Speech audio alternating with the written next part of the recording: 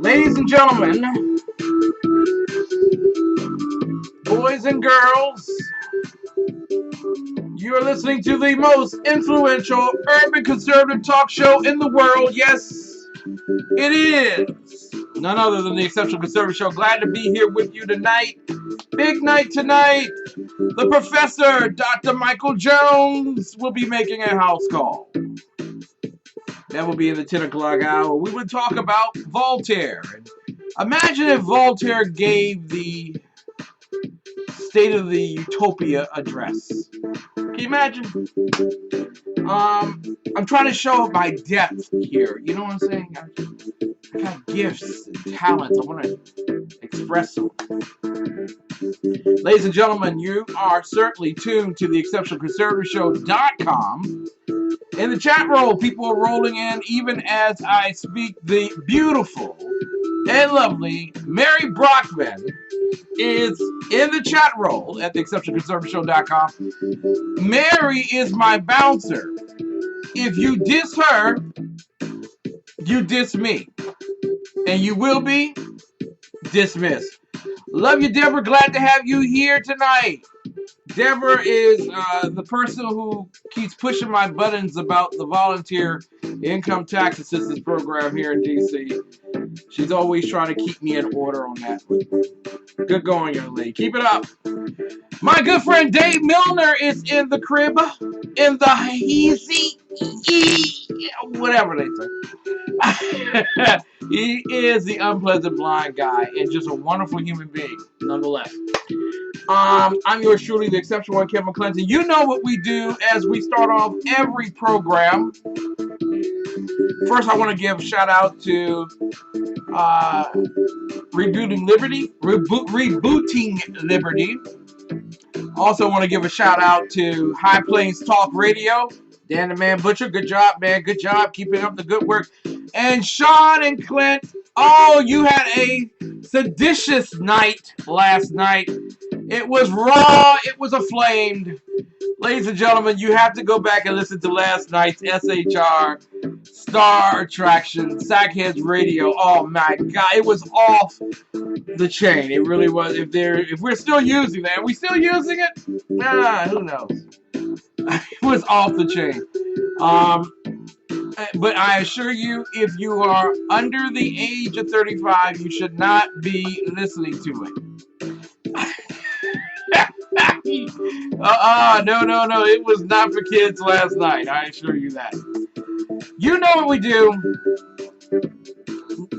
We find our right hand, put it on our heart. Take off your hats, everybody.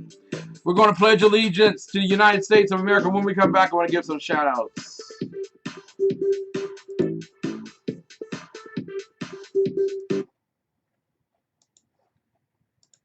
Buenas tardes, niños. This is Spanish with Señora Cabrera. Today we will learn how to say the Pledge of Allegiance in Spanish. In English, we say, I pledge allegiance to the flag of the United States of America and to the republic for which it stands, one nation, under God, indivisible, with liberty and justice for all. Now, in Spanish, we say, juro fidelidad a la bandera de los Estados Unidos de América y a la república que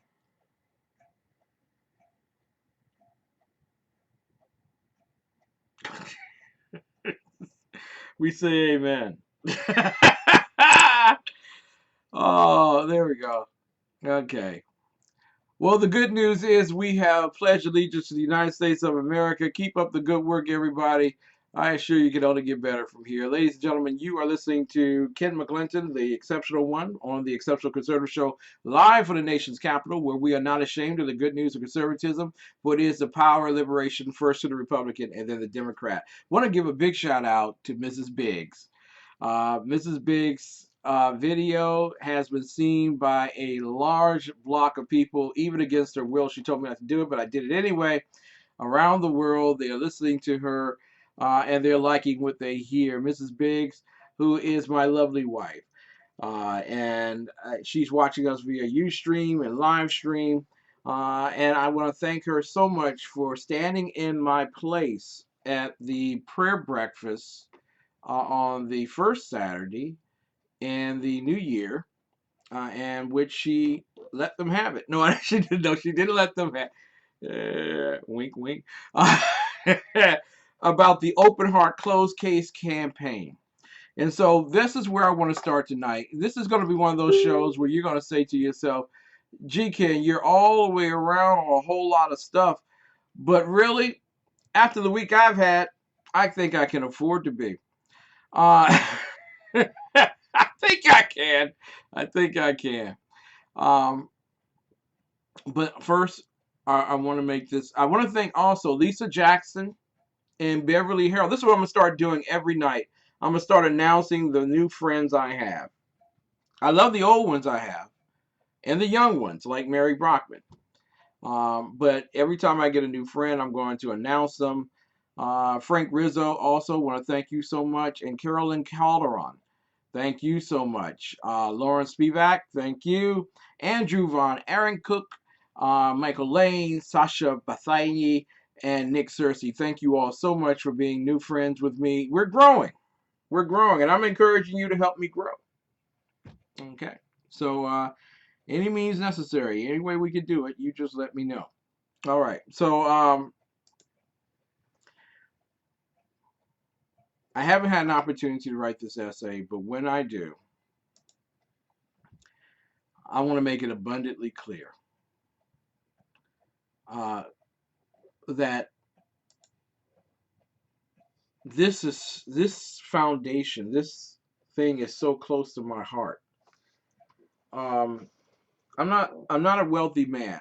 I'm not one of these guys who's got a lot of money, finds a topic he wants to work on, and then goes, "Hey, let's go for it. Let's see what we can do." I'm a salt of the earth American, just like everybody else. I believe in the Constitution. I believe in the Second Amendment, and I'm one of those Americans who lost someone to the flaw of sin and death. And I am committed to resolving as many homicides as I possibly can before I meet my maker, my creator. Also solving missing persons cases and exploited child cases, not just in Washington, D.C., but around the world. When things like this happen for very, well-resourced individuals, people who say wealthy or rich, but the poor person that just got a Powerball ticket is now rich. So, but a well-resourced individual, they pick up the phone, they get a great attorney, and then they get a great private detective. Well, across the river, that option isn't available to many. Many individuals are struggling just to come up with the pocket change to bury the person who's been involved in such uh, proceedings of death. And after this week, I want to thank again Congresswoman Eleanor Holmes Norton, and I'll be sending her a personal card. But I sent her a Facebook card today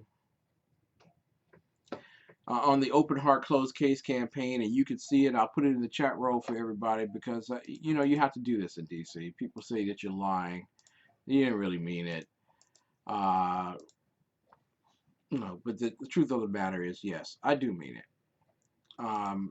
While I will tell you that I did not see the State of the Union the way all the other persons who happen to be on the opposite side of the fence may have enjoyed themselves, but I did enjoy the opportunity of being on Capitol Hill, in the U.S. Capitol, in the House of Representatives, in the gallery, just a few rows over from the mayor of the District of Columbia, Muriel Bowser, and the First Lady of the United States of America, Michelle Obama. I really enjoyed having met Eleanor Holmes Norton and sitting down and talking with her for a little bit and coming to some common core understandings. and appreciating each other's differences. It's amazing how tolerance can work when we want it to. Um, and I wrote this, and I'm going to send a card, like I said. Forgive me, you all. But Congressman Eleanor Holmes Norton, thank you for the invitation to the U.S. State of the Union address. I thank you for honoring my daughter, Shanice Milton, and all of the victims of unresolved homicides, missing persons cases, and exploited child cases. We have much to work on collectively, with an end goal of repairing families and protecting our nation. Thank you for remembering Open Heart Closed Case on that most special evening. Sincerely, Ken McClinton, Chairman, Open Heart Closed Case.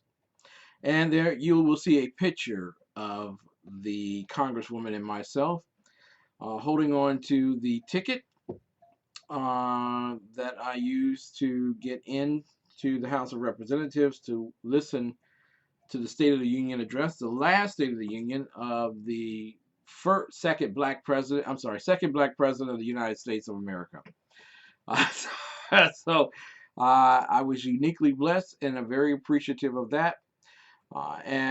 Quite frankly, I look forward to working not only with Congresswoman Eleanor Holmes Norton, but all of the District of Columbia in terms of resolving unresolved household murders and things of that particular nature. So I just want to end this week by saying all of that and giving kudos to everyone. I want to give kudos to my mother. And I want to tell you a very funny story. And I'm going to ask my executive producer to come into the room while I tell the story so you all can hear her boisterous laughter. Okay?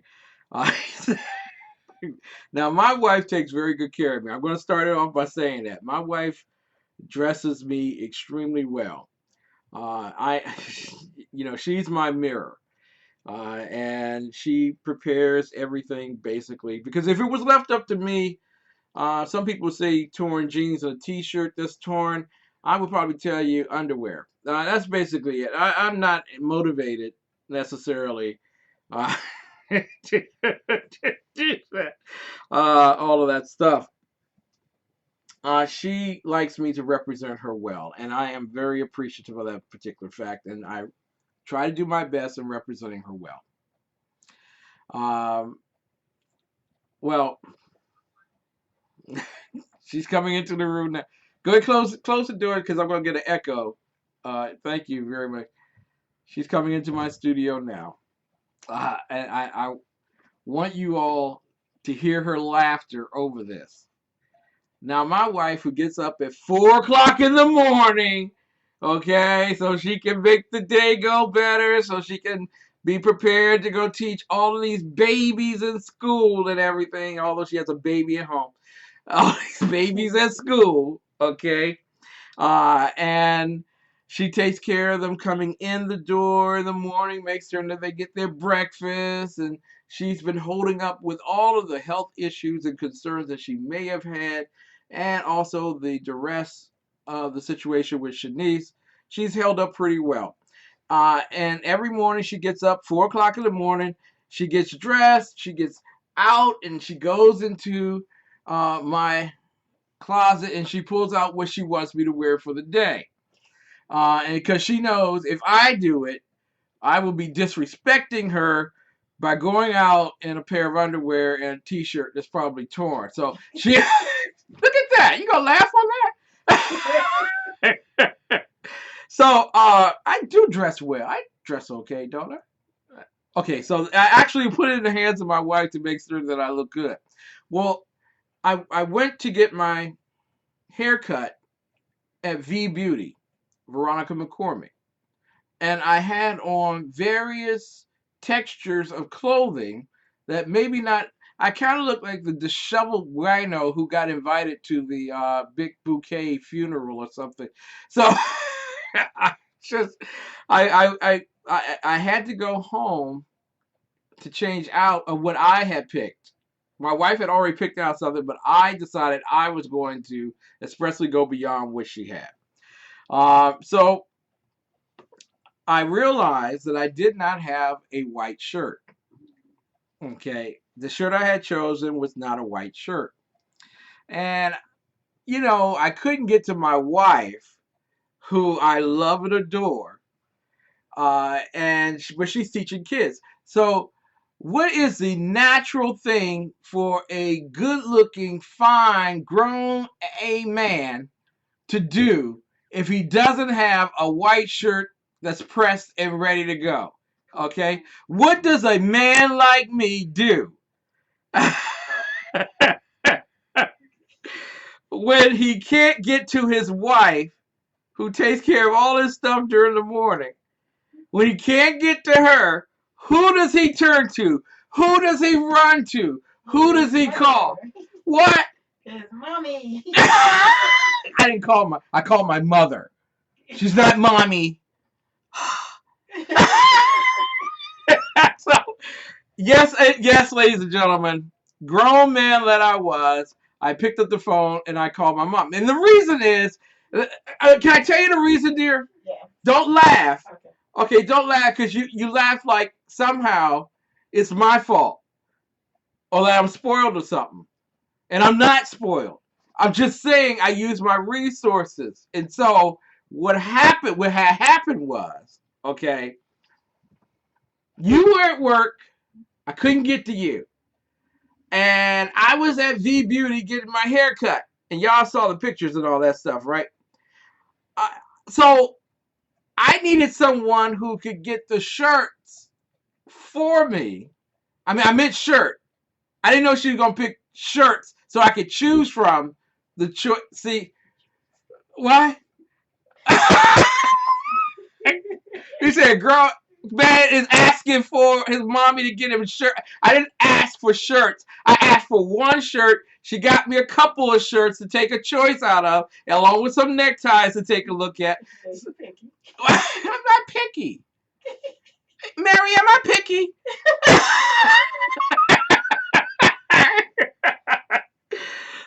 So I got my shirt, and it was ironed and everything and neatly pressed and everything, and so I was able to go dressed differently from the way I started out the morning, going against your wishes.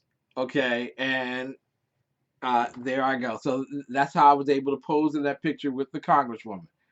Okay, you got something to say about that? No, I'm a grown man, right? Yes. That's right. And mommy made you look. Mom, not sure. That's my mother. She's not mommy. But I want to give a shout out to my mom, who really looked out for me that morning and took care of a great need that I have, and I really appreciate that. Um, Also, want to do this real quick. There is a gentleman who held an event in Washington, D.C. today who probably won't be in the Washington Post, or on Channel 4 News or anything of that particular nature. But the work that he did tonight was incredible. And I will give him the props that he deserves for the incredible work that he did tonight before we go to our break. Ron Moulton. Ron Moulton, I'm going to give a big shout out to. Now, tonight, on the eve of the big parade in March, and I'm going to get into that and talk about that in a few seconds. But the Martin Luther King Parade Host Committee put together an event called The Economics of King, a look at economic justice and entrepreneurship. How can the church, government, community, and the private sector help to create a path to the middle class through entrepreneurship? And it was hosted by Ron Moulton, and it was moderated by Deputy Mayor of Greater Economic Development, Courtney Snowden, and it was also moderated by Andy Shaw. And there were some special remarks. I left beforehand, but apparently Vincent Orange was supposed to come. He's a council member for the District of Columbia at large. But I want to make you all understand something. Even before I make that comment, I want to finish telling him I was very proud of him tonight. He got individuals in urban America who are normally Democrats to understand that collectivism, socialism, Marxism doesn't work. When you share the marbles, you eventually only get one marble, if any, because they are not shared as equally as people want them to be. Those who have the greatest resources have access to capital and they own. Normally, those individuals create jobs. And that's the fluid of capitalism. The oil that makes the friction not be there is the ability of the owner to transfer his wealth into an investment idea and build on that investment idea by investing in not only the product that he's creating, but the people that are creating the products for him. Manufacturing, doing the work. So literally, he was teaching the principles of ownership, success, and giving wonderful testimonies of entrepreneurial gifts. The number of individuals that were sitting up there with Reverend Maxwell was just enormous. In fact, Reverend Maxwell had created 23, helped create 23 businesses through his membership. And the goal is to do that this year. Pardon me. Pardon me. So I just want to say to Ron Moten, who announced tonight that he was one of 2 Republicans in the room, which meant the spotlight turned my way. All right. Well, thank you, Ron. I really appreciate that.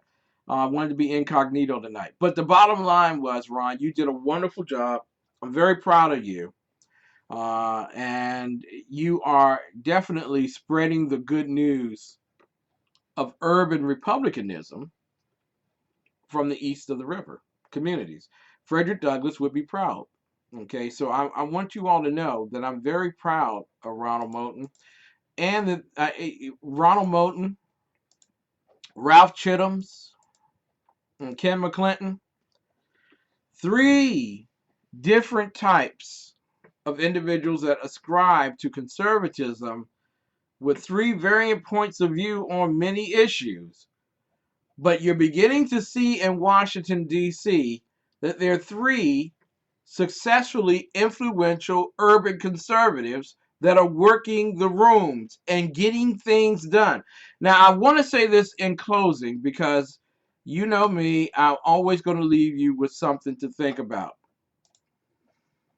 I noticed tonight, and there may have been other opportunities at times for others, but I noticed tonight that the GOP says that they want to reach out to urban America and they want to make change. They want African Americans and Hispanics to vote for the Republican Party. Some have gone as far as to go up into Detroit and open up a little office, whatever, where they can start recruiting people to the Republican Party. Don't know how that's working. Haven't got any news on that one. But I'm going to tell you something. While I will never be a socialist, I will never be a Marxist, I will never vote Democrat. I was uniquely impressed that it was a Marxist, socialist, hardcore, progressive leftist that invited me, an urban conservative, black conservative, to the State of the Union address. I want y'all to understand that romance and finance and elections all require one thing: an individual willing to reach beyond their limitations to invite someone in. I'm just telling you right now, I will never, never, never do it. But there's some people who are not as strong as I am. You know what would be wise, Reince Priebus, for the GOP to do? And I saw the number of seats that you got up there. You got a lot of seats in the gallery. You do. They were all filled. I appreciate that. But wouldn't it be nice, since you want to reach out to urban conservatives, if the GOP would encourage each and every congressman to find an urban conservative from their district to go to the next State of the Union address? Wouldn't that be something to see? And don't you think there would be people from the media turning the cameras up to look at the gallery and seeing it's full of urban conservatives? Now imagine what that message would send to the rest of the world.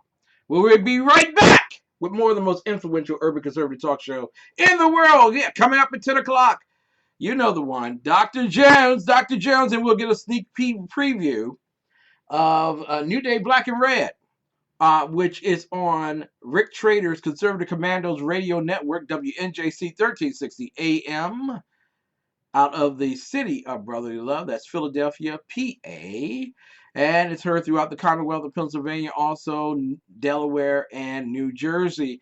New Day Black and Red on Saturday at 5 p.m. You'll get the sneak peek preview of that coming up.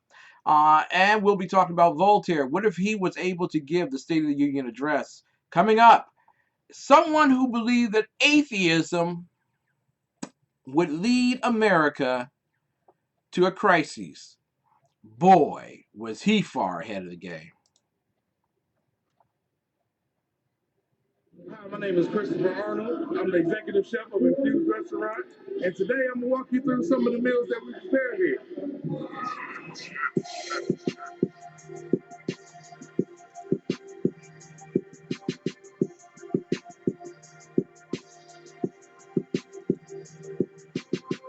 We're making a pizza. We use French Italian sausage that they cook here and slice it up. Our pizza dough is in-house made. Our pizza sauce is in-house made. So everything is fresh and ingredient.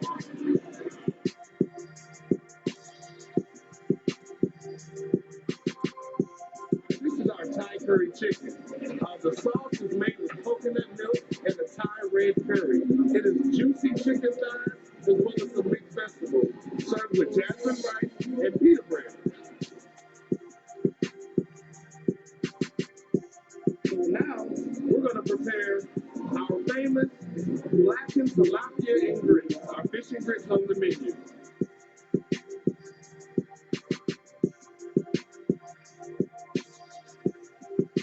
The fish is ready and our meal will be complete.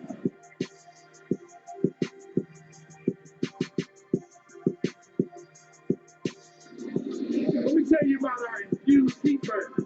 When we kick the spice up just a little bit with our infused sauce. We start off with 80-20 USDA ground chuck ham patty burgers, like half a pound of burgers, and we're going to grill it to perfection.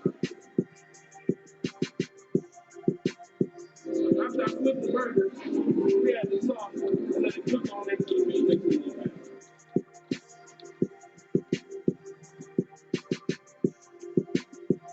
We're going to add a little bit of pepper jack cheese to this burger, spice it up a bit.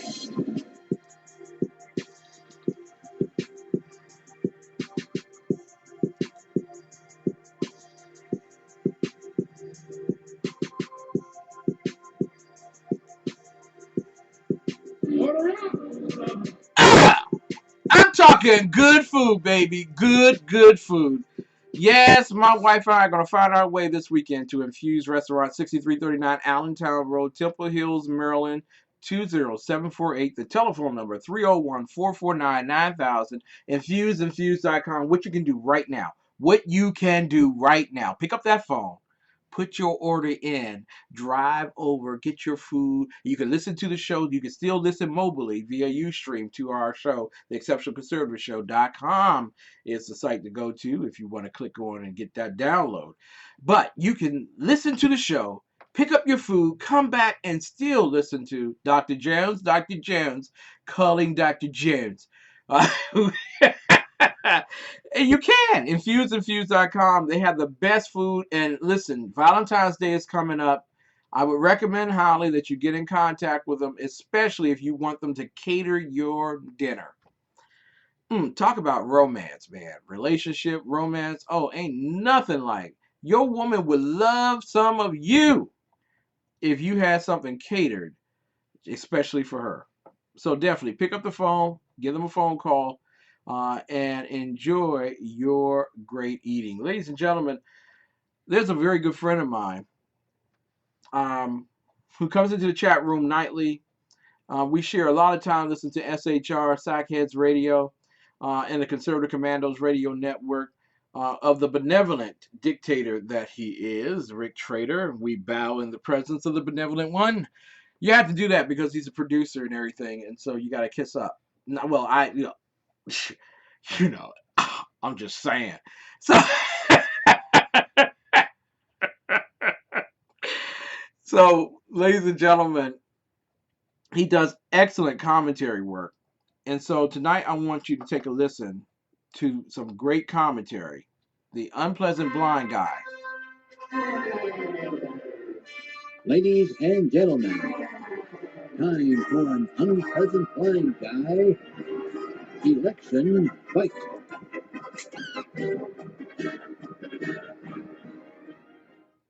There's a lot of confusion among people who have two brain cells to rub together over who to vote for in upcoming elections.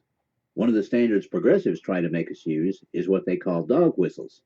You know, words like apartment, Chicago, tree, earplug, orange, or pretty much anything else that they consider racist, which is pretty much any word at all. Well, there's an easier way. Let's start with a story released by the Associated Press on January the 8th, 2016, with the headline, Philadelphia Cop Shot in Islam's Name, where we hear from Philadelphia Police Captain James Clark. Surveillance video shows a Philadelphia police officer ambushed while sitting in his marked cruiser. The officer, who was shot in the arm, then gets out of the cruiser and chases after the shooter and fires shots at him. Police say the suspect, who was also wounded, told them he was acting in the name of Islam and pledged allegiance to the Islamic State group. The exact quote that he used, I follow Allah, I pledge my allegiance to the Islamic State, and that's why I did what I did. Now let's hear what Philadelphia Mayor Jim Kenney has to say in a press conference concerning the shooting of Officer Jesse Hartnett in regard to Islamic terrorist Edward Archer. In no way, shape, or form does anyone in this room believe that Islam or the teaching of Islam has anything to do with what you've seen on that screen. That is abhorrent. It's terrible, and it does not represent the religion in any way, shape, or form, or any of its teachings. This is a criminal with a stolen gun who tried to kill one of our officers. Has nothing to do with being a Muslim or following the Islamic faith. Now, after having heard Archer's statement via Captain Clark, it's pretty obvious what the truth is here. This isn't a dog whistle, this is a dog howl. A clear indication that politicians like Mr. Kenney are either brainwashed, brain dead, or paid off. It's a good guide who not to vote for. We all want leaders who are prepared to think for themselves and set aside ideology when it comes to protecting the people. If they're not ready to do that, they're brainwashed, and you shouldn't vote for them. As for the mentally disabled, I know you join me in believing that people with mental disabilities should be cared for with dignity and respect, but they shouldn't hold office. And it's not enough to just throw up our collective hands and say that corruption among politicians is just the way it's done. If someone is more interested in their pocket than they are in representing the people who have elected them, then elective office is the last place they need to be. The ideology of Islam does create people who beat their wives, who engage in female genital mutilation, who steal and murder, and at the same time tell us all they're part of a fluffy religion of peace. The truth can be found in articles like Why Islam Creates Monsters by Nikolai Sennels, and any politician that is not ready to embrace that truth is not ready to lead in the United States of America. I usually research my shows pretty thoroughly, but I didn't even look at what party Mr. Kenney belongs to because it doesn't matter. And it shouldn't matter to you which party these dog howlers belong to. Because if you elect them to office, And if you allow them to stay in office, they will continue to enable terror. Just listen for the dog howl, and you'll know who not to vote for. This has been an unpleasant blind guy election fight. Good one, sir. Good I'm a one. good person. I never bothered anybody.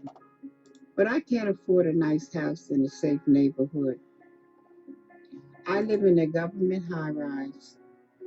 Gangbangers and drug dealers walk down our halls every day. My neighbors and I were scared. We called the police, but they can't keep us safe. Some of us are too afraid to even leave our apartments. But the housing authority told me if I bought a gun to protect myself, they throw me to the streets. If I'm not free because of my address today, what makes you think you'll be free tomorrow? I marched behind Martin Luther King at Selma. I know my rights. Now I have my gun. I am the National Rifle Association of America, and I'm freedom's safest place. Praise God. Thank God that there are people out there who are willing to stand the test. And this is what we're really facing in America right now. We're in a test. There is a trial and tribulation that some of us are coming through, and some of us have to get over. But eventually, we will all arrive to the conclusion that this trial and this tribulation has to cease. It will only cease if we walk victoriously as God has instructed us to do. Not bemoaning whether someone is as conservative as someone else, not disdaining an individual for what the liberal media does during the course of the day. But literally, we have the crises of life and death going on in America. And the truth of the matter is that life and death is in the tongue that we speak with. We can speak life or we can speak death. I'm hoping that you will speak life with me come Monday when we gather together at 9:30 a.m. at 2500 Martin Luther King Avenue Southeast, Washington, D.C., 20032 for the Dr. Martin Luther King Holiday Parade and Peace Walk. That's going to be held Monday, January 18th, 2016. And listen, I want to thank Mike Webb and his lovely family. Mike Webb is running for Congress right across the river in Arlington, Virginia. But Mike Webb and his family Mike Webb called me the other day and he said he is excited about marching with us and being a part of it right before he goes down to the legislative day in Richmond for the opening of the U.S. For the Richmond capital of Virginia in their legislative session. And so he's coming. I was excited by that. I'm excited by the fact that Colonel James Wyatt of the Nanny Helen Burroughs Project will be coming and marching with us. I'm excited about YG Nystrom from Atlanta coming to march with us. I'm excited by the fact that Howie Coleman is coming all the way down, all the way up from South Carolina to march with us. I'm excited by the number of people. Daryl Graham from Linden, New Jersey. Thank you, sir. I'm excited by you coming down, and I'm excited by the number of DC residents who are willing to march with us as well. And so this is one of my big problems here. You'll see it. I put it in the chat roll tonight, but I don't want to complain. I don't want to bemoan. I'm not complaining, but I want to make something pertinently clear.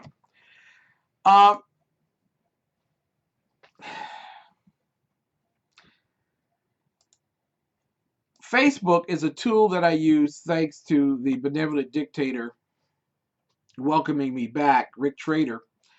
And I use it for the Open Heart Closed Case campaign. And we have some 818 individuals from around the country and around the world who have liked us. And I appreciate that. I would love for us to be over 1,000 soon, because, it sends different shockwaves, different things.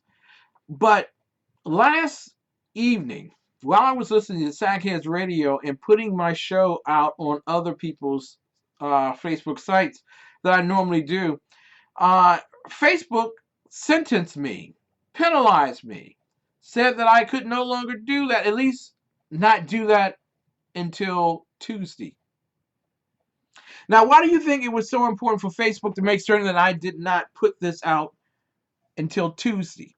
That I would not be able to advertise my show, and I would certainly not be able to advertise the Open Heart Closed Case campaign until Tuesday. Well, the march is Monday. And so it's their ballpark. I'm not complaining. It's your ballpark. You call the strikes and the balls when it's your ballpark. So I'm in their ballpark right now, and I'm playing by their rules that change as often as they do. And I'm not complaining. I'm expecting that. But the problem is that there are lots of people over the weekend that would like to find a Martin Luther King Day event to participate in. When God is using you to sit next to a congresswoman who is literally as leftist as I'm on the right, God's trying to say something about the importance of the Open Heart Closed Case campaign. The problem is that there are some out there that do not want us to be successful. There are some out there that do not want us to resolve homicides. There's some out there that want this stuff to be buried and pushed aside. Why don't y'all stop grieving and get on with your lives? They're dead, and they're missing, and they'll never come back. Well, let's move on to the next thing. And that's the sharpness that I'm working against. And I'm telling you, it happens at the highest levels and the lowest levels of the city. And around the country. Somebody wants to come to D.C. and march with us. You don't get all these people that start. All of a sudden, people from around the country said, listen, Ken, I want to march with you. I want to carry one of the white crosses that you got. And I got the slide jokes from some black ministers talking about, they burn crosses. Yeah, but your Savior died on one.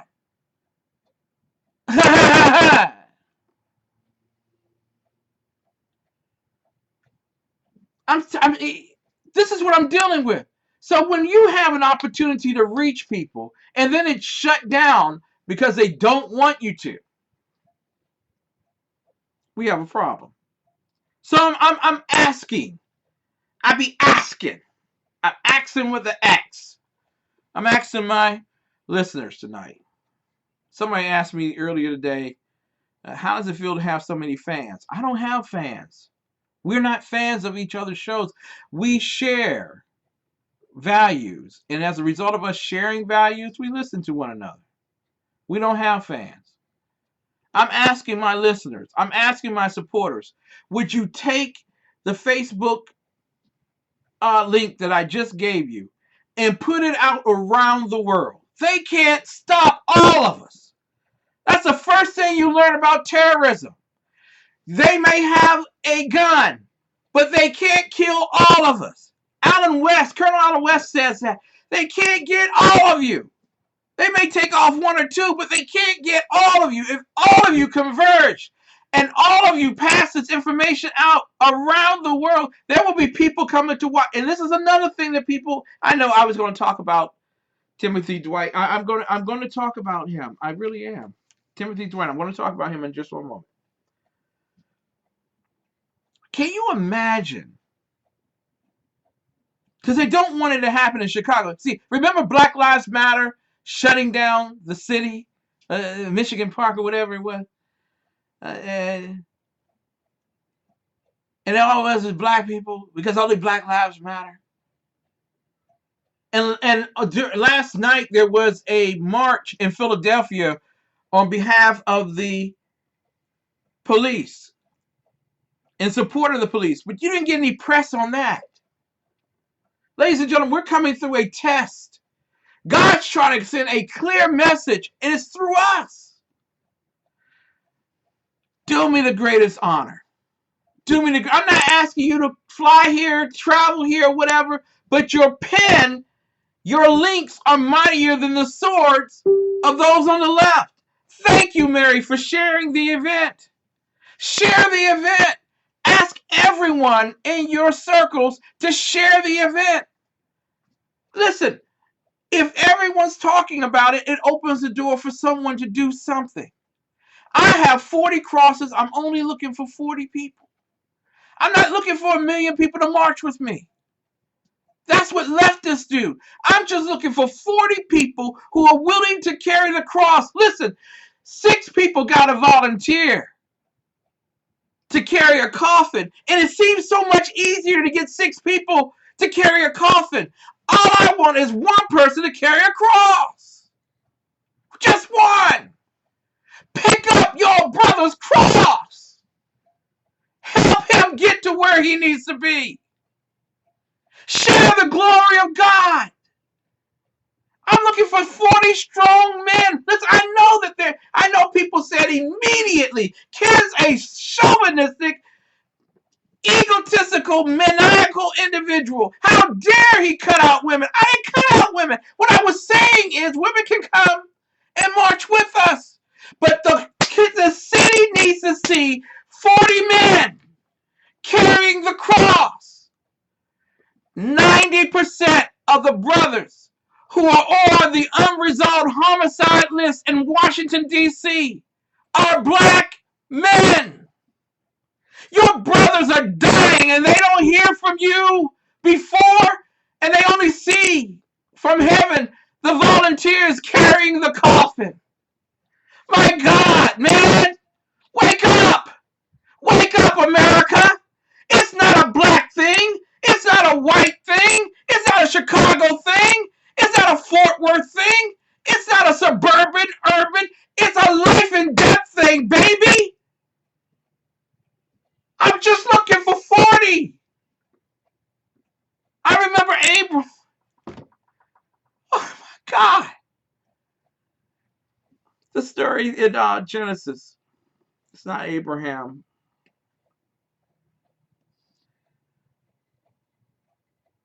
Is it Abraham? No, it's not Abraham. Someone tell me. I know Mary will tell me to remind me while I'm in this particular mode.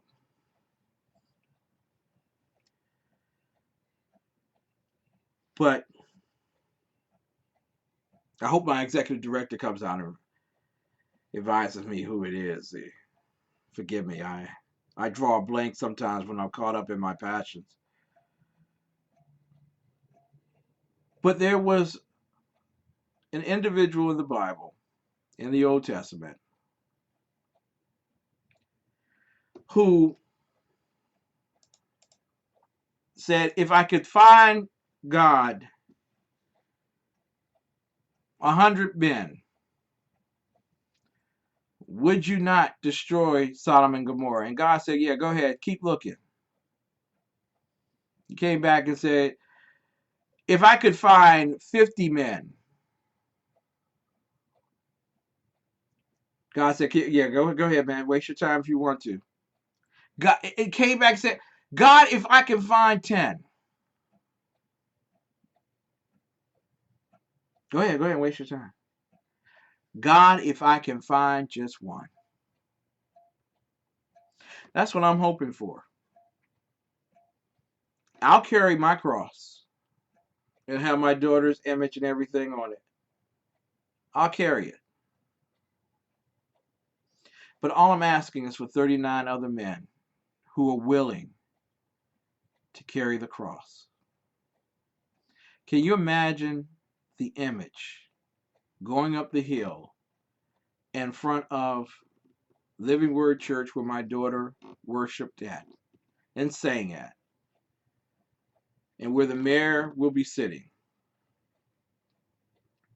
and to see that old rugged cross coming up the hill, followed by 39 other old rugged crosses? Can you imagine the impact that would have on the world? I'm going to go to break real quick, and I want to figure out who I just forgot out of the Bible.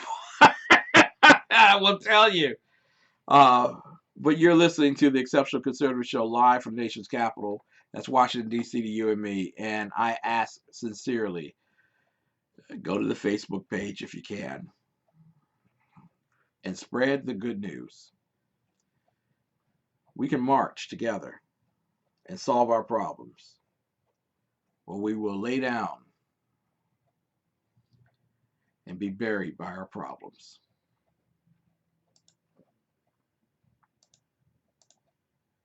Hi, my name is Christopher Arnold. I'm the executive chef of Infused Restaurant, and today I'm gonna walk you through some of the meals that we prepare here.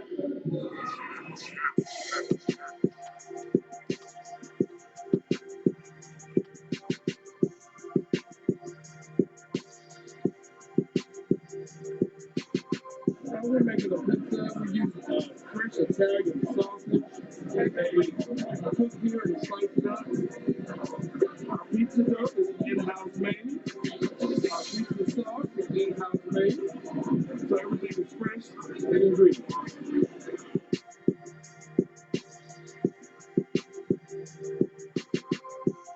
This is our Thai curry chicken. The sauce is made with coconut milk and the Thai red curry. It is juicy chicken thighs as well as some mixed vegetables, served with jasmine rice and pita bread. Now, we're going to prepare our famous blackened tilapia and grits, our fish and grits on the menu.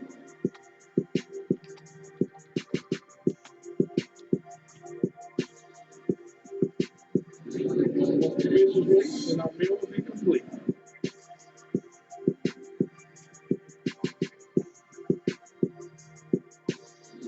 Let me tell you about our infused beef burgers. When we kick the spice up just a little bit with our infused sauce. We start off with 80/20 USDA ground chuck ham patty burgers, like half a pound of burgers, and we're gonna grill it to perfection. After I flip the burgers, we add the sauce and let it cook on into the meat next to the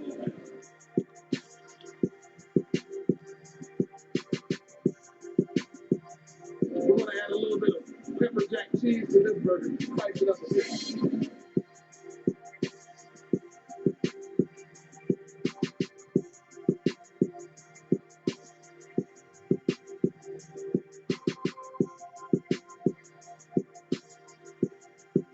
Order up! Yes, ladies and gentlemen, around the world, the only place that you need to go when you come to Washington, D.C. is Infused Restaurant at 6339 Allentown Road, Temple Hills, Maryland, 20748. Telephone number is 301-449-9000. 301-449-9000. I want to thank everybody for listening to me and listening to my heart over the past few minutes. Mary was absolutely correct, and so was I. It was Abraham. Abraham was the individual who asked the Lord if he could just find 50 righteous. If I could just find one righteous. Yes, Mary, he was Lot's uncle. You're absolutely right. I'm just looking for 40 men. That's it. That's it. All I'm looking for is 40 men.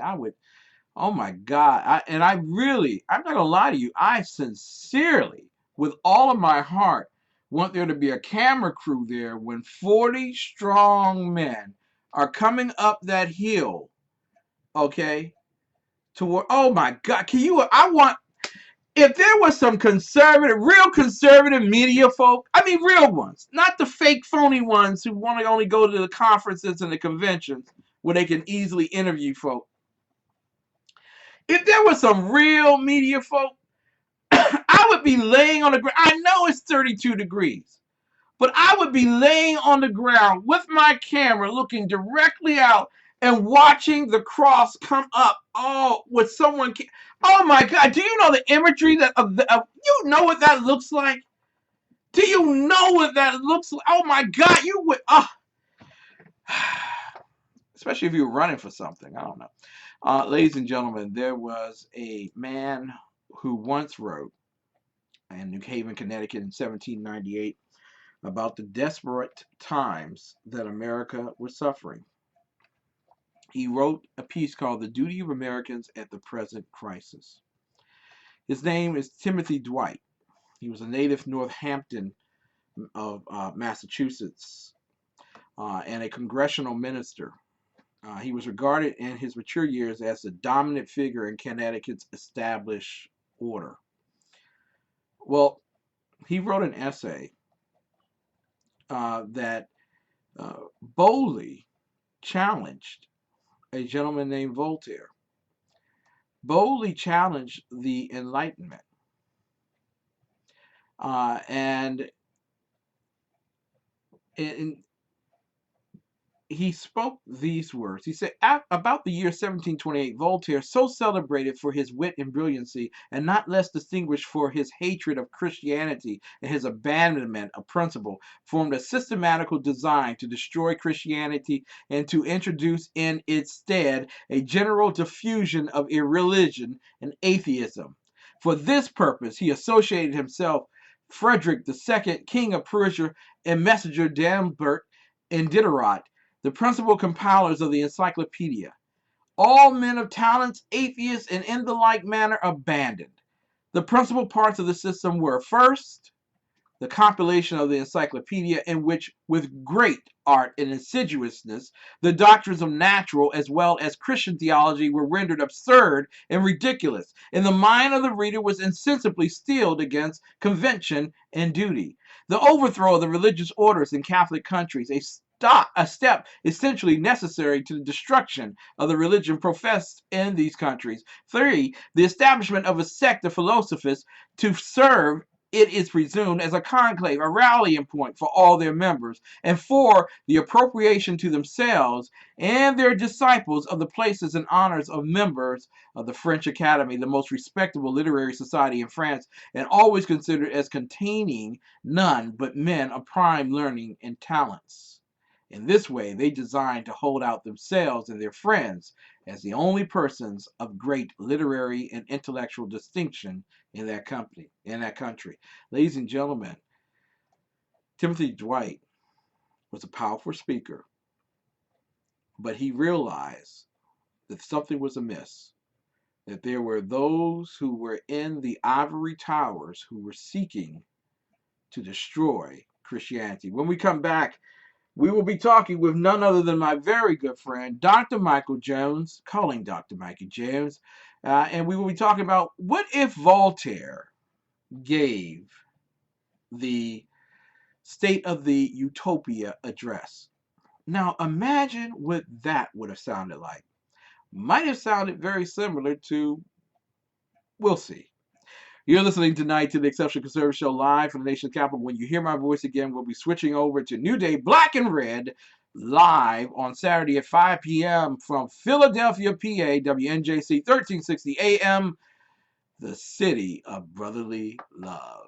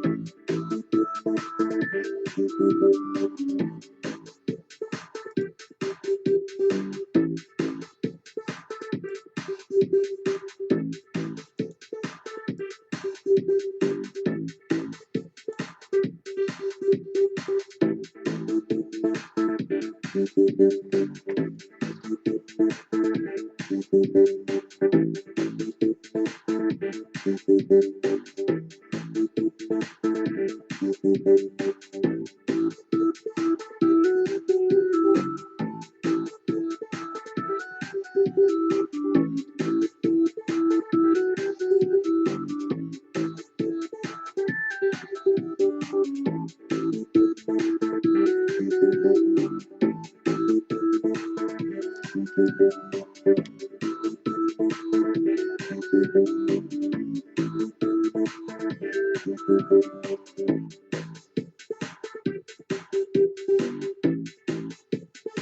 and gentlemen, you are listening to the best Saturday afternoon program in the entire free world.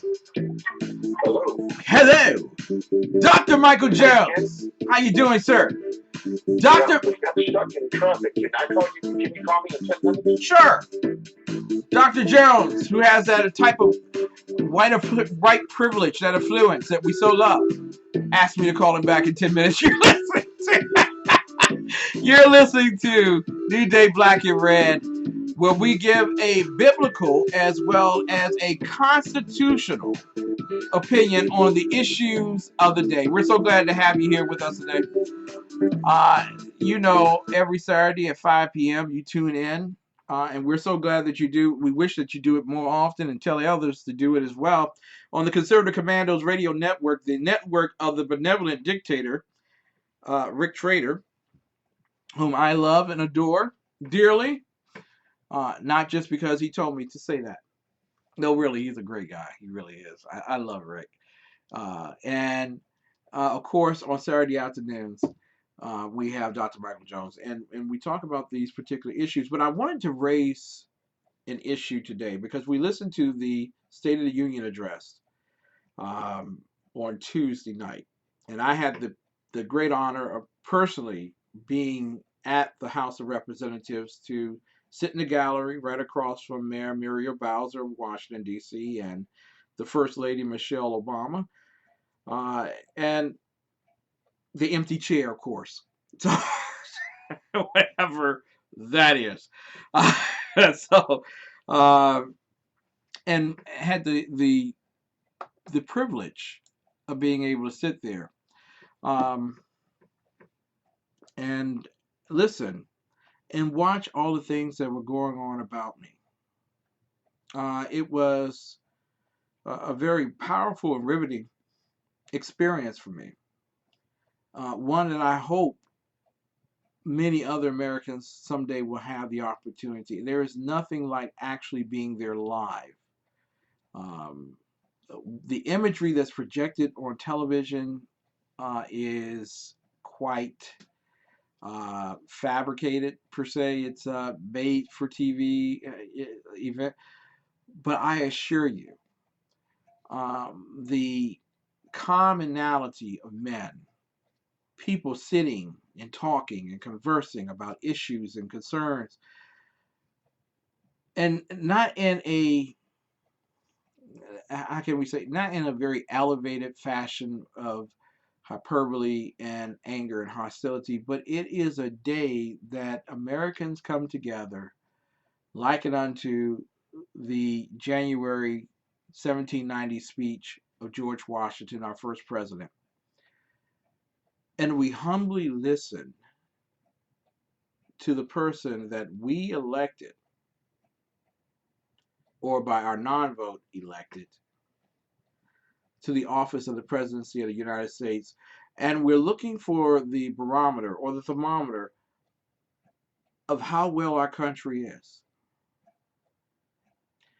and how tedious the sensitivities are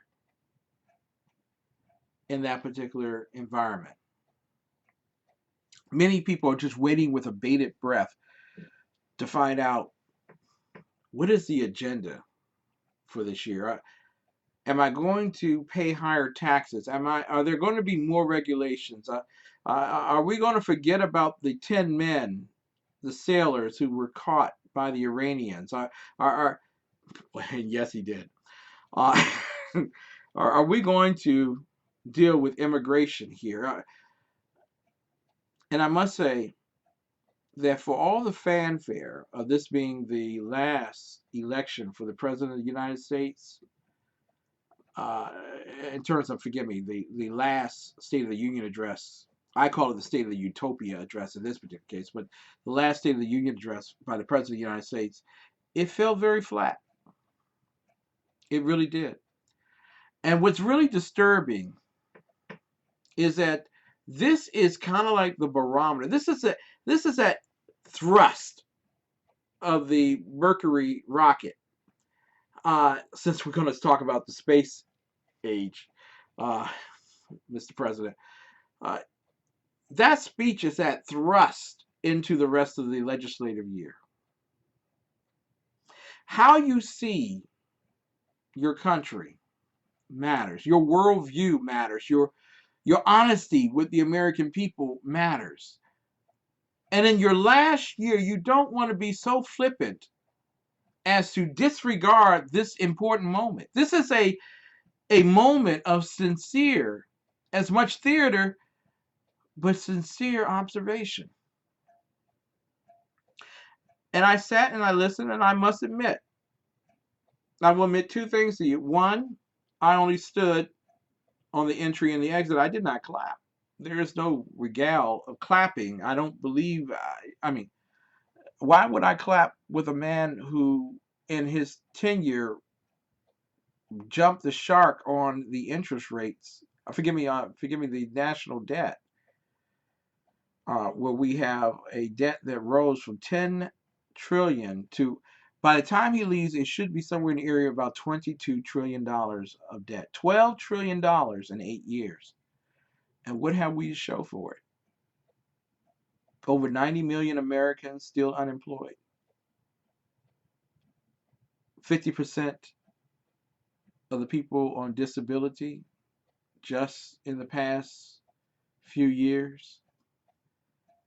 Social Security individuals who receive Social Security haven't seen a real jump in their income. In fact, they're concerned that Social Security may not be there. It may be broke in 2017. The Affordable Care Act is falling flat. You can see the waves indicating on the electrocardiogram that maybe this thing ain't working. Maybe it's about to croak. When over 17 of the states' ACA organizations are shut down. When Aetna says that we may not be there next year. When you walk around and you say that a $4 trillion deficit is something to applaud. I mean, the other thing I will admit to you, second thing I will admit to you, is that there were 3 times that I did stand up and I clapped during the speech. The first time was that we have the greatest military in the world. And we do. We need to pray every night and day for the soldiers, the Marines, and the sailors who are under this delusional president. We need to pray for their well-being every single day in the hopes that they are not put in harm's way by someone who avails himself to political intrigue rather than military reality. I also clapped when they said that our soldiers needed to receive all of the resources necessary for them to be successful. Now, the definition of successful varies between one side of the room and the other. But for me, when a soldier of ours doesn't have socks to change into, doesn't have the ammo to go with his gun, and his wife and kids back home are on food stamps and Medicaid, I think we have done a disservice to these men and women who have, without a shadow of a doubt, forfeited their constitutional rights to protect our constitutional rights. And the other time that I stood and I clapped was on the moment where he admitted that we needed to get rid of regulations. There are so many regulations amiss, whether they're EPA, which are killing the farmers out west, Agenda 21 through the United Nations, which are killing individuals both in the city and in the farmland and in suburbia Maryland. You're looking at the Bureau of Land Management, which virtually owns all of Nevada. Ladies and gentlemen, there are some issues that we're hoping that a president would remain stoic and reserved in such capacity as to deliver a message that would address the realities of life and explore the potentials of our future. Sure, we all want to cure cancer. Yes, we do. But Joe Biden, the gentleman who plagiarized for his law degree, you want him in charge of mission control? Come on! Ladies and gentlemen, and I know I speak to an audience in Delaware who love Joe Biden, and in Chrysler in Scranton, Pennsylvania, who love Joe Biden. America loves Joe Biden. But ladies and gentlemen, our private industry is working very hard. Very hard. Love you, Kale. And many of the solutions that we find in our society to the ail of those things that ail our society come because of the simple fact that there are individuals who are willing to pay the price, sacrifice their own wealth, their name, and their honor to explore every opportunity without the impasse of government to discover the solutions of life. And so I was amazed. Again, I pray that every American will someday have an opportunity, one way or another. It might be too many. 300 million people it's inconsequential as well as incalculable what it would take for a live appearance there. But I want to tell you something which made me revere the moment more than anything else. It wasn't because of Paul Ryan at the gavelled desk. It wasn't because of Joe Biden, president. It wasn't because of First Lady being right across from me. It wasn't. None of that stuff mattered. You know what really mattered to me? Was to see all the American people that were in the gallery that night. Some had to be wheeled in. Some limped in. Some soldiers, some police, some fire, some just ordinary people like me. And all of us have a hope of hopes. A hope that our children might be able to go to a school where they don't have to go through a metal detector before they go to first period. A hope that our children are not being used as hostages of unions so that teachers receive high pay without necessarily receiving or giving great study. A hope that this country understands that God was into climate change well before President Obama ever raised his right hand.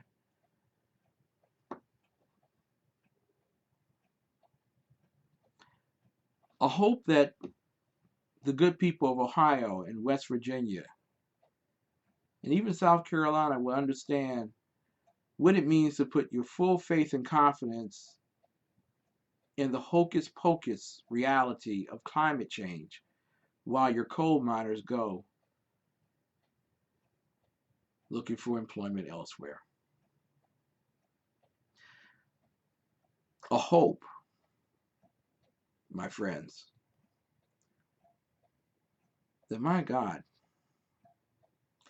somebody would be mature enough to say, Islamic terrorist who is on a jihad against Christianity, conservatism, capitalism, and our Constitution. I would just love to hear that. And the hope that we would be so committed to saving our children's future that we would radically do whatever is necessary to eliminate a $22 trillion deficit that's rung around not only our children's necks, but our children's children's necks, and even theirs. What hope is there in posterity if only thing that we can hand them is the shovel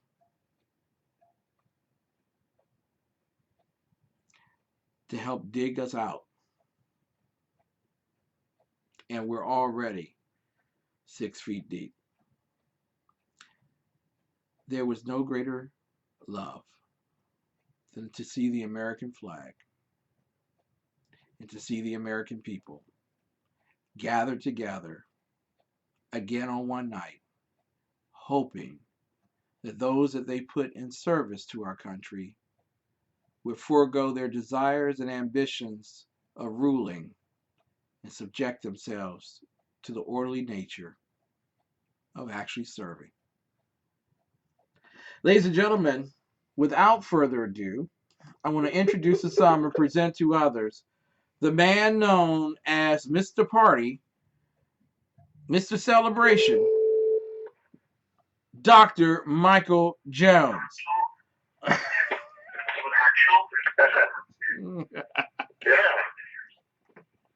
Good evening, sir. Hello.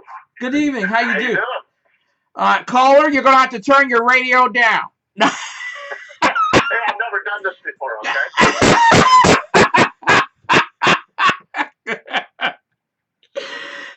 Welcome, sir. I'm sorry, we got stuck in traffic. We were at Lowry's having the best prime rib ever had. Oh!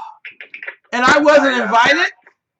Yeah, my parents took us out for everybody, for the family, because of all the things we did to help them from their accident. Oh. And this was a thank you dinner, and it was well received, let me tell you. Dr. Michael Jones, the professor that he is, and the host of the Underground Professor Show. So glad to have you with us tonight. I'm sorry, Yes. this afternoon. I'm supposed to play it off like it's Saturday afternoon. I apologize. Right, because north of the Mason-Dixon line, it's Saturday. Exactly. Yes. And we're still picking cotton. Woo! Woo! Hey, don't be pulling the race card on me tonight. Sir, you probably have not heard. Yes, you did. You did hear. And I thank you, sir, for giving me the opportunity to speak in your stead, since you are the main figure on this show, New Day Black and Red. I appreciated the time that I had. Yeah, well, I was going to ask you, how was Sidekicks Anonymous?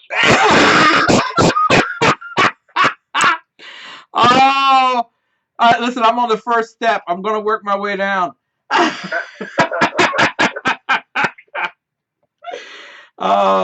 When they say your God is the main character and not you, boy, I'm working on that. Yes. Before I had to shut my computer off, I saw a question in the chat room if I was going to have any shows this week. I am going to have a show Sunday for certain, and I'm going to try and do one tomorrow night. But I'm not 100% sure because I've been. We're going to go see the 13-hour Benghazi movie tomorrow at 4:30. Yeah, so I may not be able to bounce back from that new show, but we'll do one Sunday, a 2-hour one, and then we'll be on our new schedule after that. And pray tell, and I don't know why you're praying for a tell, but pray tell us, sir.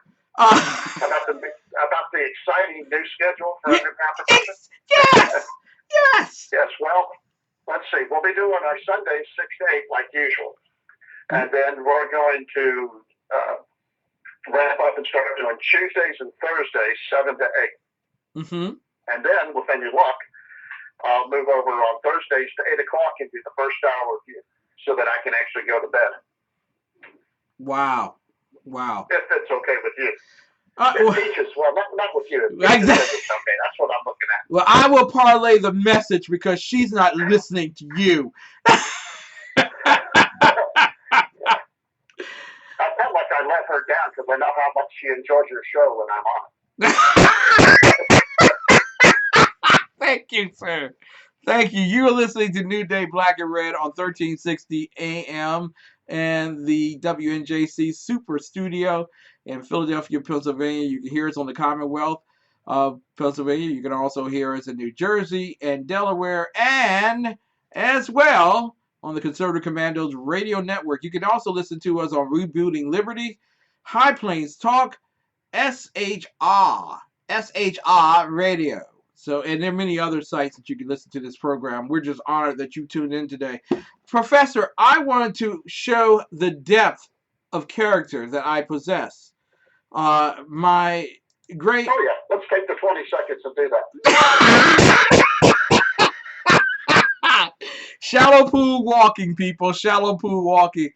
But I wanted to broach this idea with you, sir.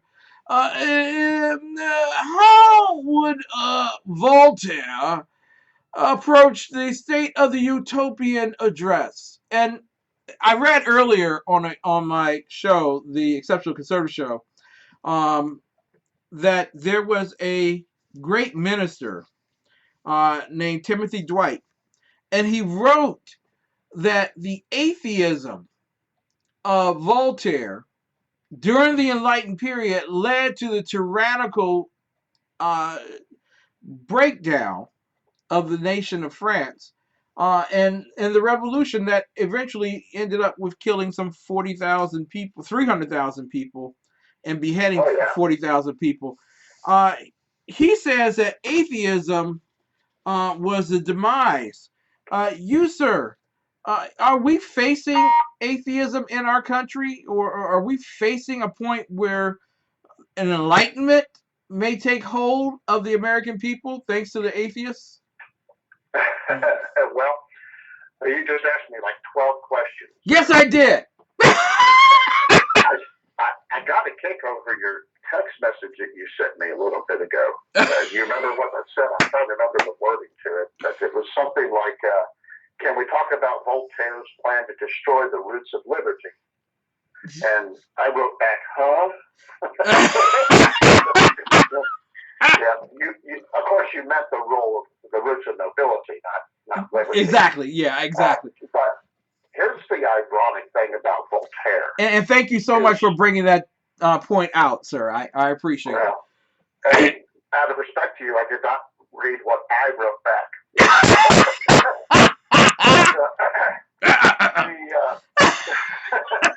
Voltaire was very pro-crown. You realize he liked the royalty. He didn't want to upset that. He talked about utopian societies and everything, but he thought it would be within the confines of royalty, and that they would be the ones to create, maintain, and preserve the utopian societies that he looked at. The one thing that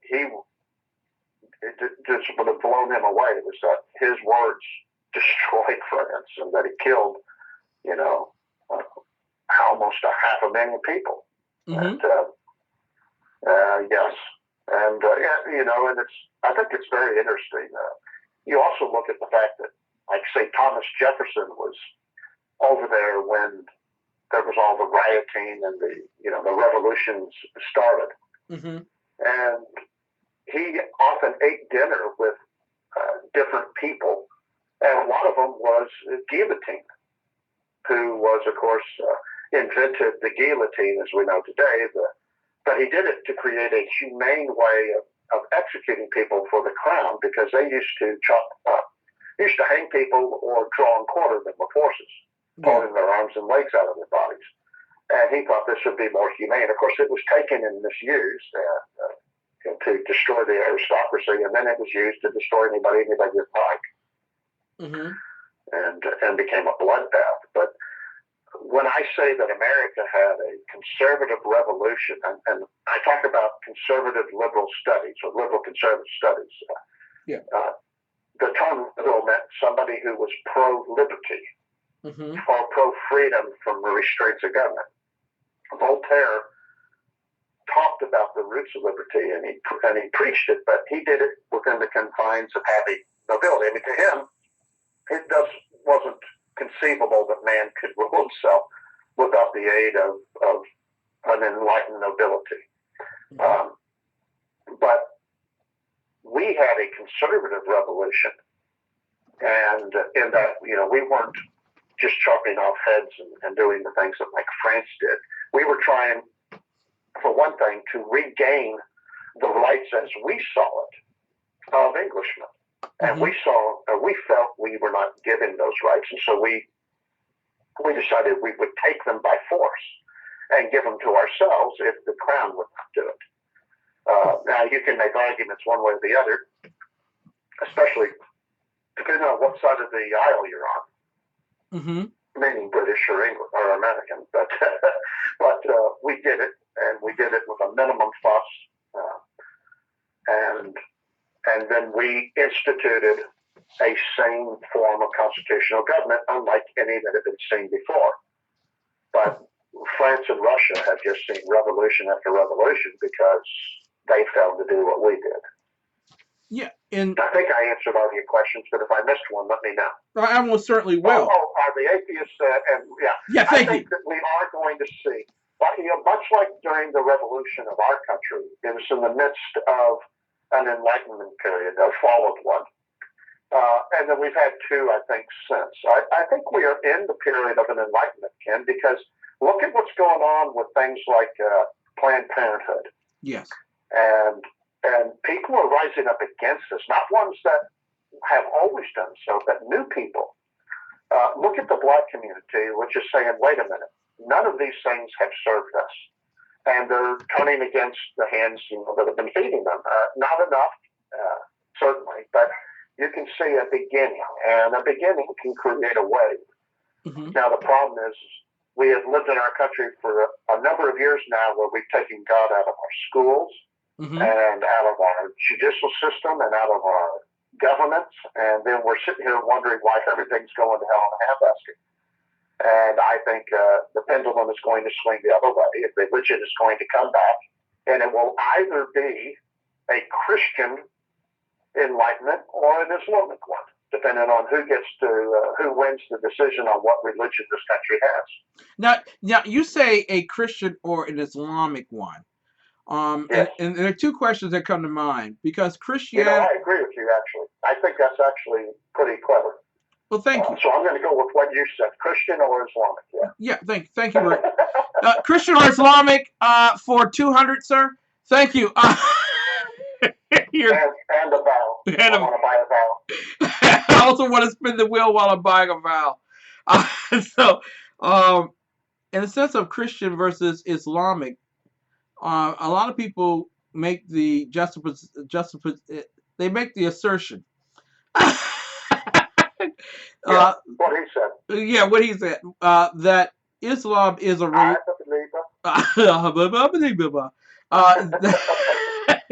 That Islam is a religion. Christianity is a faith.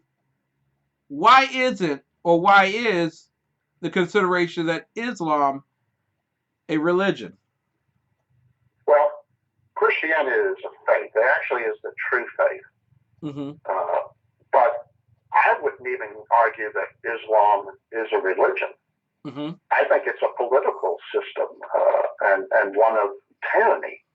It has nothing really to do with God other than the fact that they use words like God and paradise and good and bad. I mean, when you've got a religious system to give them the word, and you can go to heaven because you strapped bombs on your body and blew up women and children that were working in some building that had no clue who you even are, then that's not religion. I don't care how you slice it out, but they call that good, and they say that's how you get to heaven. And not only does that merciless murderers get to go to heaven, but now his mom and wife and daughters get to go too because of his sacrifice. Mm-hmm. And which is why Muslim women are so eager to wire bombs up to their babies, because if they blow up in the name of Allah, then the rest of the family gets to tag along to paradise. It's like an e-ticket. Yeah. And so tell me where religion comes into play there. I know that you have a deal. Most people use religion and faith interchangeably, and I know you are particularly sensitive to those two words, much like I am between freedom and liberty. Yeah. And I agree. I wouldn't even say all Christianity is a faith, because I know that a lot of Christianity gets things wrong. Exactly. But mm-hmm. Go ahead. No, there are different sects and different doctrines, and that might have been what Voltaire was talking about during the Enlightenment period, because Voltaire, as much as he spoke about being tolerant of all of the religions, quote unquote, he was really harsh on Christianity and equally harsh on the Quran. He thought both of them to be absurd, and the Quran to be a joke book per se, using an expression of it. Well, it made no sense. Yeah, exactly. Taken in the context of a political harm, but yeah, he was getting on to organized Christianity. Mm-hmm. It was a big problem of his. I don't think, and I have not studied Voltaire in a very long time, mm-hmm. But I don't think he was upset that people believed in Jesus or in God.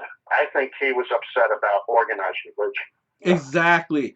And that you get off on doing things that have nothing to do with the actual worship of God. And that's what I was saying earlier, mm-hmm. was that when I said that Christians aren't even getting it right, I can't tell you how many times I passed a church, one of these mega churches, and everybody's getting out, and you wouldn't have thought a single person there sat through a sermon, because they're all angry at how hard it is to get out of their parking lot. So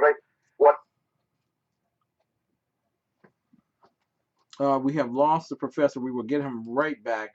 You're listening to WNJC 1360 AM. It is the superstation in Philadelphia, PA. You hear us on the Conservative Commandos. Please leave your message for 817. Okay, thank you very much. We will call the professor back and get him back on the air. Because Dave Milner in our chat roll, it says, my impression is Voltaire had more contempt for the church than God himself. And I would concur with you, Dave, in that sense. But I listened to the State of the Union address, and the equivalency of Islam, which I believe is a political and military strategy per se, that clouds itself in the burqa of religion. It's really a political ideology more so than anything else. But there are those who believe that it is the church that has become the saving grace, and it is the church that has the responsibility of keeping people free. And so I believe, too, that Voltaire had a great dissonance between himself and the organized church, especially the Catholic Church. But there are also some things that Voltaire did in terms of the persecution of the church versus the persecution of the faith. We established that offered the opportunity for individuals to incite persecution on the Christian faith. We're going to get the great professor, Dr. Michael Jones, on the air. I am his sidekick, the exceptional one. You're listening to New Day Black and Red on Conservative Commandos Radio Network, which is actually under the tutelage and production of Rick Trader, who is a most benevolent and kind and graceful tyrannist. It's a great dictator. We have lost our great professor. And so I want to bring out some points of study for those of us in these particular final moments Um, Minister Timothy Dwight, in his address in New Haven on July 4, 1798, spoke of the duty of Americans at the present crisis. There was a crisis afoot, much the same as we're dealing with right now. And there seems to be the choice of whether we go with the collective or we go with individuals. A choice of whether we submit to a monarchy or invest in liberty. And Timothy Dwight said these words in his speech. He said, "Religion and liberty are the two great objects of defensive war. Conjoined, they unite all the feelings and call forth all the energies of man. In defense of them, nations contend with the spirit of the Maccabees. One will chase 1,000 and two put 10,000 to flight. The Dutch, in defense of them, few and feeble as they were in their infancy, assumed a gigantic courage and grew like the fabled sons of Eloy. To an instantaneous and gigantic strength, broke the arms of the Spanish Empire, swept its fleet from the ocean, pulled down its pride, plundered its treasures, captivated its dependencies, and forced its haughty monarch to a peace on their own terms. Religion and liberty are the meat and the drink of the body politic. Withdraw one of them, and it languishes, consumes, and dies. If indifference to either at any time becomes the prevailing character of a people, one half of their motives to vigorous defense is lost, and the hopes of their enemies are proportionally increased. I think we're watching this happen here. Here, eminently, they are inseparable. Without religion, we may possibly retain the freedom of savages and bears and wolves. Oh my. I'm sorry, that's me. But not the freedom of New England. If our religion were gone, our state of society would perish with it, and nothing would be left, which would be worth defending. Our children, of course, if not ourselves, would be prepared as the ox for the slaughter to become the victims of conquest, tyranny, and atheism. We had 10 soldiers that were taken hostage in Iran on Tuesday, right before the State of the Union address. And the President of the United States did not say a single word. In terms of tyranny, there are those who wish to give the president the power to serve a third term, wish to give the power of legislative apportionment through the executive order, wish to make certain that every dream he has, every thought he utters, is fulfilled with the promise of taxpayer subsidy. And yes, there are atheists. There are those who do not believe in God. While they do believe in the establishment of religious order, they do not believe in a God simply because a God so cruel as to put his son on the cross should never be a son that you or a God that you worship. You see, there are many atheists who subscribe to the religion of climate change that somehow, miraculously, by the workings of so many at the highest levels of governance, that others will bow down to the state and allow the state to do its will on behalf and to the people, against and for their will. And so you get into the question of the individual. What is the role of the individual? The minister, Timothy Dwight, spoke. He said, individuals are often apt to consider their own private conduct as of small importance to the public welfare. This opinion is wholly erroneous and highly mischievous. No man can adopt it who believes and remembers the declarations of God. If one sinner destroys much good, if the effectual fervent prayer of a righteous man availeth much, if 10 righteous persons found in the polluted cities of the Vale of Siddim would have saved them from destruction, the personal conduct of no individual can be insignificant to the safety and happiness of a nation. On the contrary, the advantage to the public of private virtue, faithful prayer, and edifying example cannot be calculated. No one can conjecture how many will be made better, safer, and happier by the virtue of one. And yet we are told during a speech that it will take all of us, under the guise of the state, to surrender for the good of the nations around us and allow ourselves to ferret out our wealth, to give away our liberties, to speak nothing of freedom, and then expect prosperity and success. Not going to happen. Not going to happen. Let's see if we can get the professor back on so he can critique my second banana state. Please leave your message. Okay, we lost him. He is gone for the night. So, Professor, we love you. It's okay. So sorry, Professor, we lost you. Want to go on from here because at Second Banana, you have to be prepared for moments like this. I want to.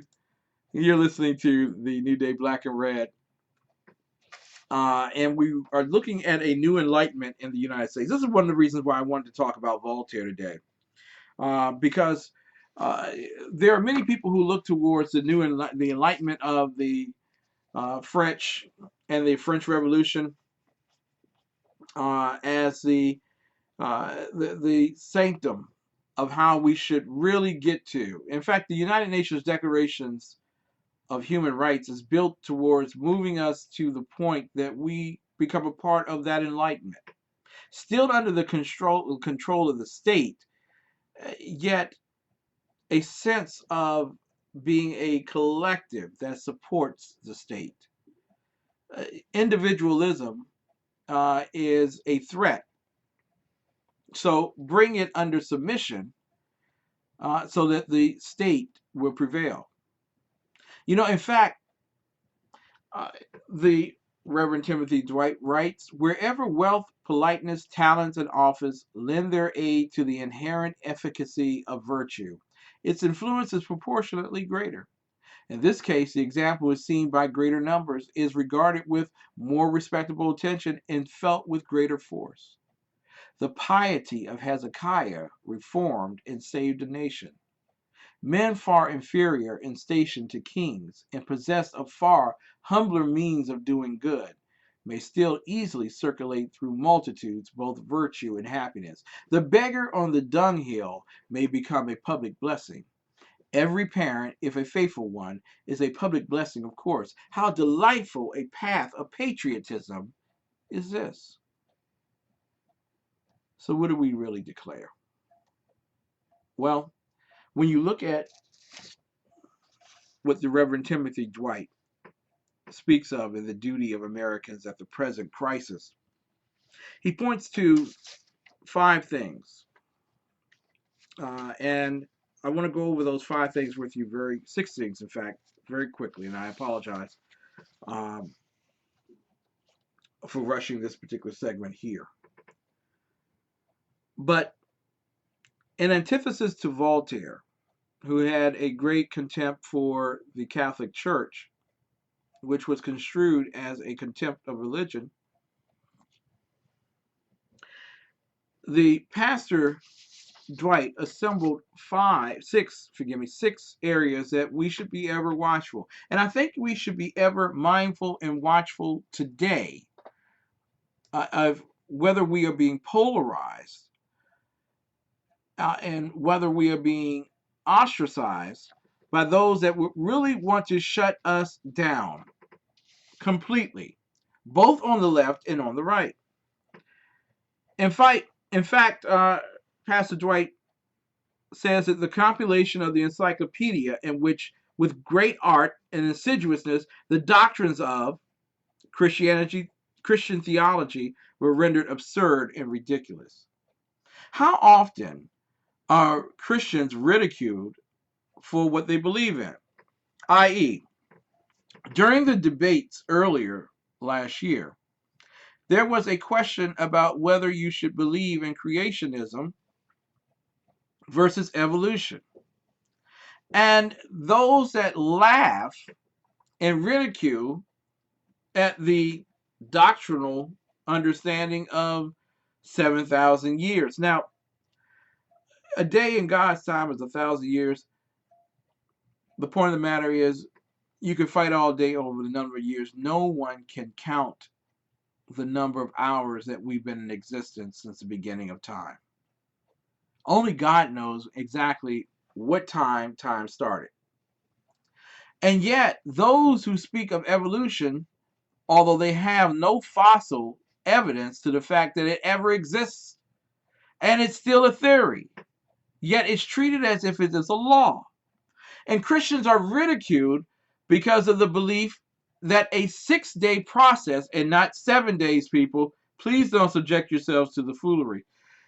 6 days, and then there was creation complete. The 7th day, God rests, gives the Sabbath to mankind to remember to worship and to obey. Somehow, because we believe that the Big Bang had to begin with a gun owner God, just a joke, people, that, my goodness, we get ridiculed and belittled. Let me go on to the next thing. The overthrow of the religious orders in Catholic countries, a step essentially necessary to the destruction of the religion professed in those countries. Well, there are periods in which different groups began to dissect and move away from one another.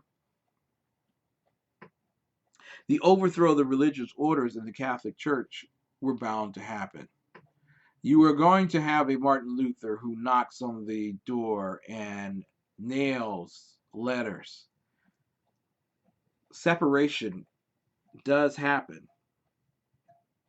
But the emphasis is not to focus on a church, meaning the organization, but to focus on the Christ in whom the organization believes. The professor writes, single acts of tyranny may be ascribed to the accidental opinion of a day, but a series of oppressions begun at a distinguished period and pursued unalterably through every change of administrations, too plainly proves a deliberate systematic plan of reducing us to slavery. Thomas Jefferson. Yeah, it was systematic, man. Definitely a plan. The third point of Voltaire's plan, at least according to the concerns of Timothy Dwight, was the establishment of a sect of philosophers to serve. It is presumed as a conclave, a rallying point for all their followers. Believers. You have to have a group of believers, a party even. Those that celebrate being a part of, and the privilege of being invited. You can be wooed and you can be misled. It is presumed as a conclave, a rallying point. The Democratic Convention rallied around not God, not guns, not life. It rallied around Obama. And now the Republican Party wants us to follow suit and rally around an individual. Why don't we try principles first? Just saying. Number 4, the appropriation to themselves and their disciples of the places and honors of members of the French Academy. Nobel Prize winner Barack Hussein Obama in the second month of his, well, actually, first 30 days of office, he was given the Nobel Prize. You see, he was one of them. Al Gore is a supporter of climate change. He's one of them. Let me give you quickly the other three. The fabrication of books of all kinds against Christianity. Yeah. Number 6, the formation of a secret academy of which Voltaire was the standing president and in which books were formed, altered, forged, imputed as posthumous to deceased writers of reputation and sent abroad with the weight of their names. It just goes to prove that if you tell a lie, it gets around the world 7 times before the truth ever does. We have to be very mindful. We have to be very watchful of what's being done to our nation and to our faith. And Professor says in the chat roll, they rally around removing God. Sounds a whole lot like the Democrat Party. Ladies and gentlemen, we'll be back next Saturday at 5 p.m. for New Day Black and Red. I'm your second banana, Ken McClinton, the exceptional one. And we love and appreciate so much the first banana. That is Professor Dr. Michael Jones, the underground professor. Tune in next week, WNJC 1360 AM. And we want to thank our great producer, Rick Trader of Conservative Commandos Radio Network. Good night and God bless. For all of you who tuned in tonight, I want to thank you so much for listening to our program. We really appreciate every single moment that you spend with us, and we hope that you spend some more moments with us next week, Monday through Thursday, from 9 to 11 p.m. Eastern Time. And on Sunday coming up at 7 a.m., listen for an American Conservative's exploration of the inspired Word of God. I'm your host, Ken McClinton, signing off for the night, for the week. God bless you, and God bless the USA. Remember, a man once told me, quite frankly, that you should never live cowardly. You should always live bravely, thus you never die a coward. I promise you I always will. Remember that God bless America. And America, it's time for us to bless God. Good night and God bless.